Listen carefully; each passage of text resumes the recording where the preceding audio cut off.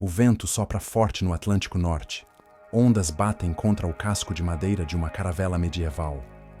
Um marinheiro treme. Seus olhos se fixam no pergaminho estendido diante do capitão. No canto do mapa, não há apenas linhas de costa ou ilhas. Há também um monstro de corpo escamoso, com dentes afiados, enrolado em torno de um navio que parece prestes a naufragar. Não era uma imagem isolada.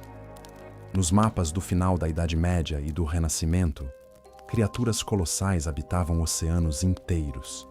Baleias que engoliam embarcações, polvos com tentáculos imensos, serpentes marinhas que se confundiam com as ondas.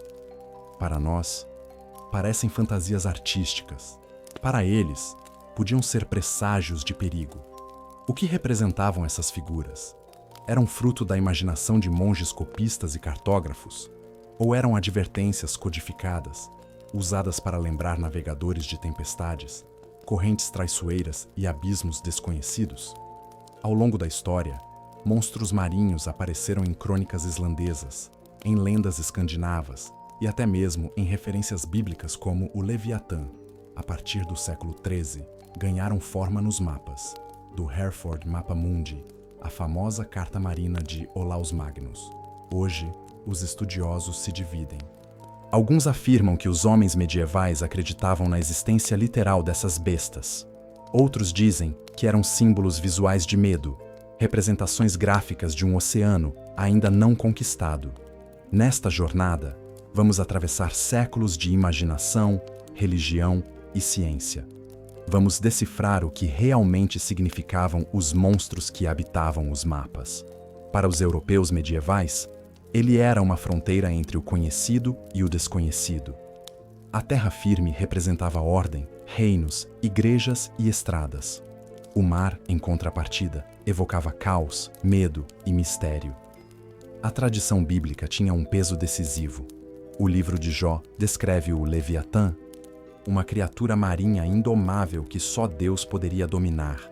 Os salmos falavam das profundezas do mar como morada do perigo. Assim, os monges que copiavam manuscritos e ilustravam mapas não viam o oceano apenas como espaço físico, mas também como território espiritual, habitado por forças que escapavam ao controle humano.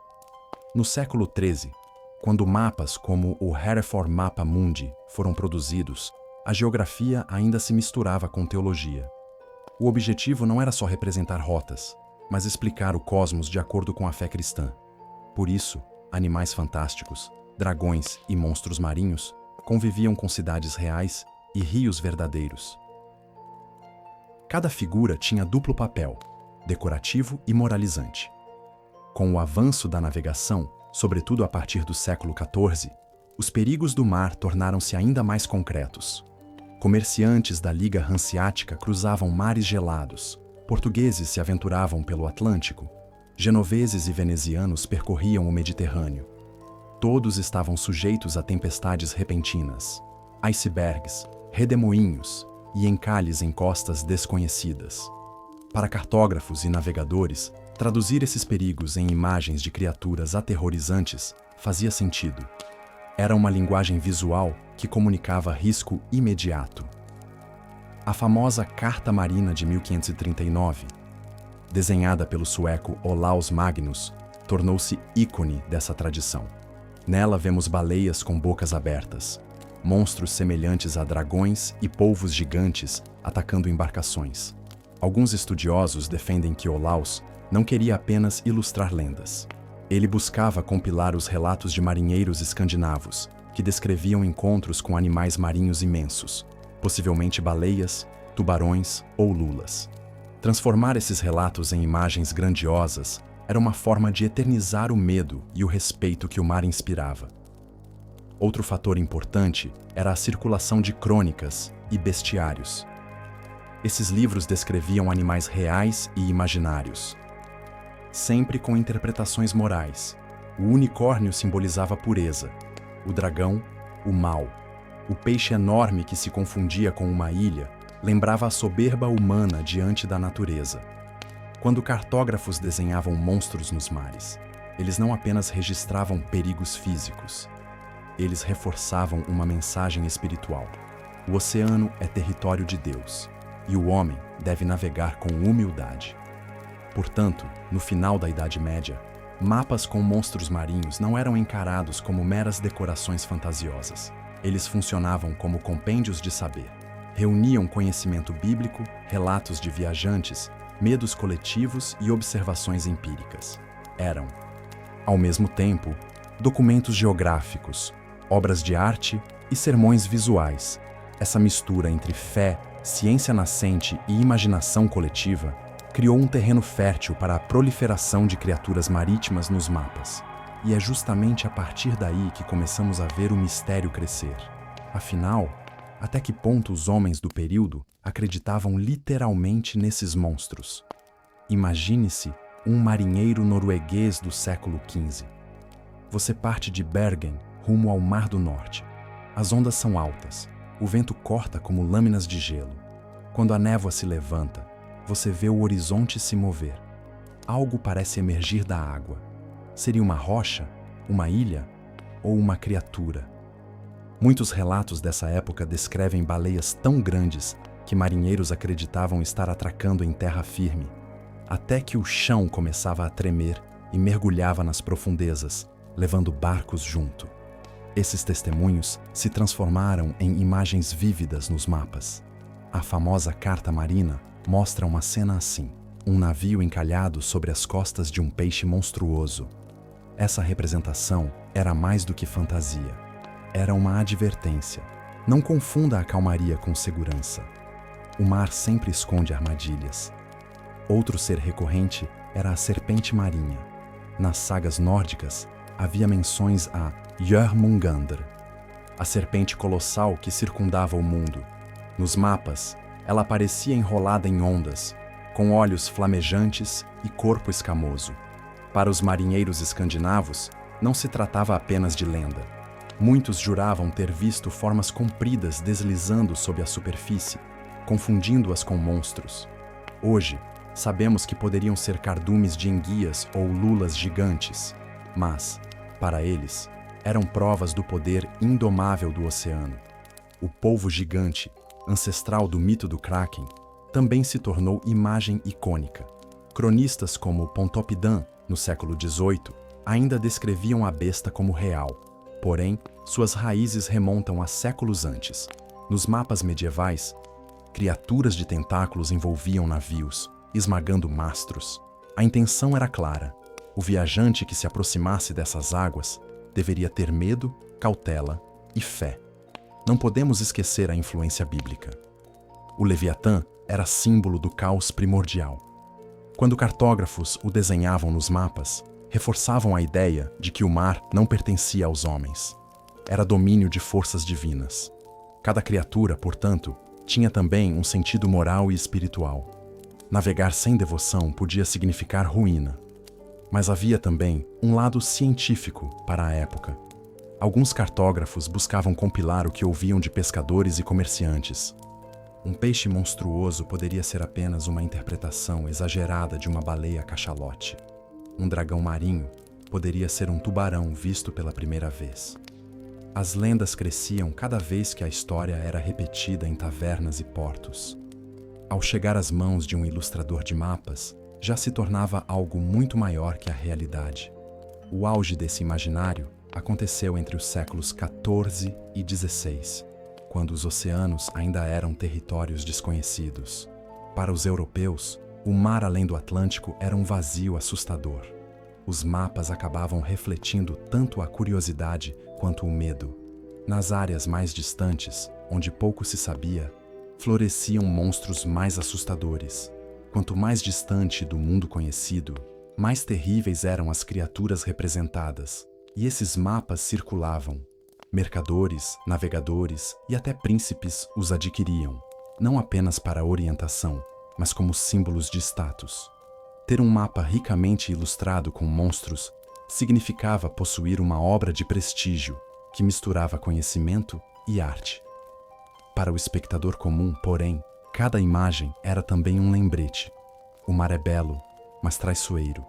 Assim, a presença constante de monstros marinhos em mapas medievais Não era coincidência. Era resultado de relatos, lendas, religião e medo coletivo. Com o tempo, essas figuras se tornaram parte inseparável da memória visual da Idade Média. Mas surge a grande questão: o que, afinal, os homens da época acreditavam? Eles viam essas criaturas como seres reais, que poderiam emergir a qualquer instante, ou entendiam que se tratava apenas de símbolos gráficos, usados para marcar zonas de risco? É nesse dilema que o mistério atinge o ponto mais intenso. Aqui, chegamos ao coração do enigma: crença ou símbolo? O que realmente significavam os monstros marinhos desenhados nos mapas da Idade Média? A primeira hipótese é a mais direta. Muitos acreditavam de fato que essas criaturas existiam. Os marinheiros narravam encontros aterradores. As sagas nórdicas descreviam seres colossais e até eruditos registravam observações. Para um homem medieval, o oceano era território inexplorado e a ausência de provas contrárias reforçava a imaginação. Se a Bíblia falava de Leviatã, se as lendas falavam de serpentes que cercavam o mundo, por que duvidar? Assim, figuras como dragões marinhos e baleias descomunais eram vistas como parte real da criação de Deus. A segunda hipótese coloca os monstros como linguagem simbólica. Cartógrafos, atentos às necessidades práticas da navegação, sabiam que certas áreas eram perigosas: correntes traiçoeiras, redemoinhos, icebergs ou costas rochosas. Em vez de escrever longas descrições, ilustravam criaturas amedrontadoras. Um navio que navegasse perto de uma serpente marinha no mapa, na verdade, estava entrando em uma zona de risco físico. O monstro não era literal, mas um código visual compreendido pelos navegadores. A terceira hipótese mistura as duas anteriores. As imagens seriam fruto da experiência real com animais desconhecidos, exageradas pela imaginação coletiva. Um tubarão visto por homens que nunca haviam visto tal criatura poderia se tornar um dragão nas histórias. Uma lula gigante, raramente avistada, transformava-se em kraken. Cada testemunho, ao ser repetido, aumentava a escala do perigo. Quando essas histórias eram transformadas em desenhos, o resultado era um híbrido de realidade e mito. Os estudiosos modernos, como Chet Van Duzer em sua obra Sea Monsters on Medieval and Renaissance Maps, defendem essa visão intermediária. Para ele, os monstros não eram apenas mentiras artísticas, mas registros de como as sociedades medievais lidavam com o desconhecido. Eles revelam o medo, a fé e o desejo de controlar o caos através de imagens. Esse conflito de interpretações cria um clímax narrativo. Por quê? Se aceitarmos que os homens do período acreditavam cegamente nesses monstros, temos uma visão da Idade Média como uma era de credulidade e superstição.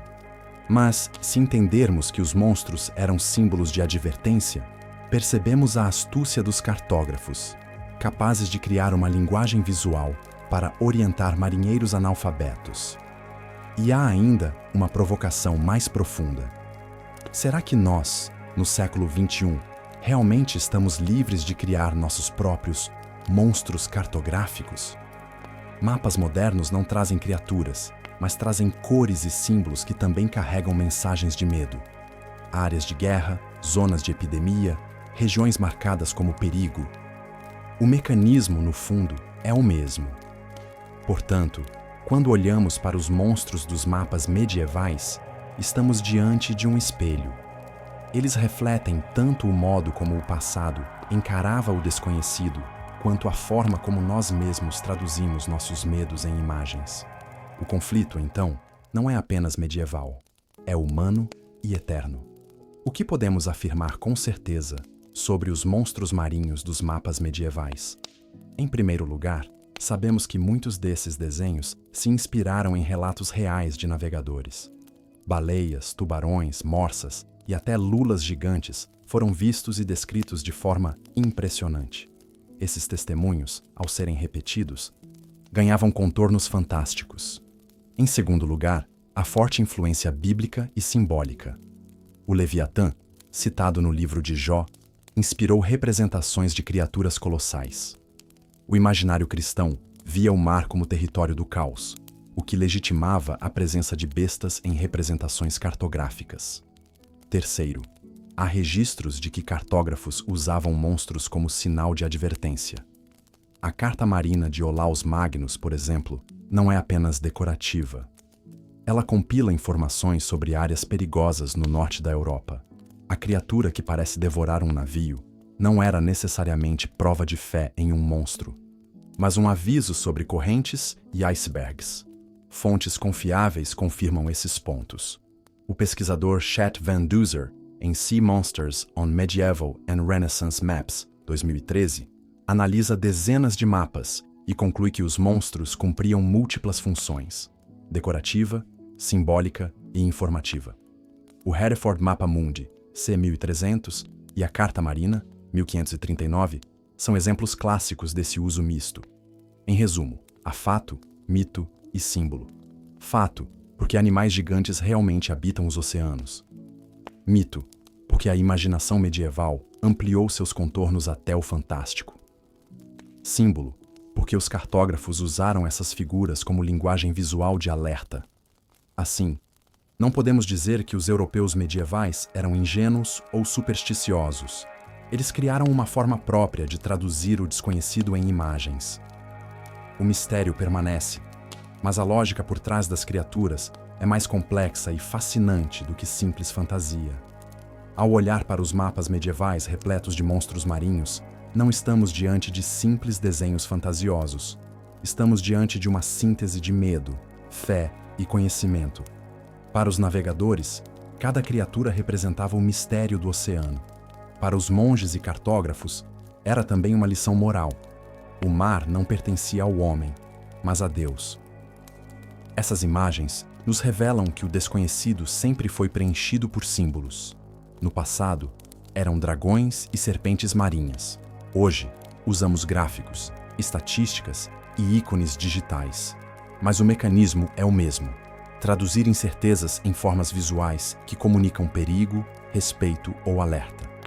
Os monstros dos mapas, portanto, falam mais sobre nós do que sobre eles. Mostram como a humanidade sempre buscou dar sentido ao que não compreendia. Misturam realidade e imaginação, ciência e lenda, prática e arte. E a grande reflexão que fica é esta: quais são os monstros que nós mesmos desenhamos em nossos mapas atuais?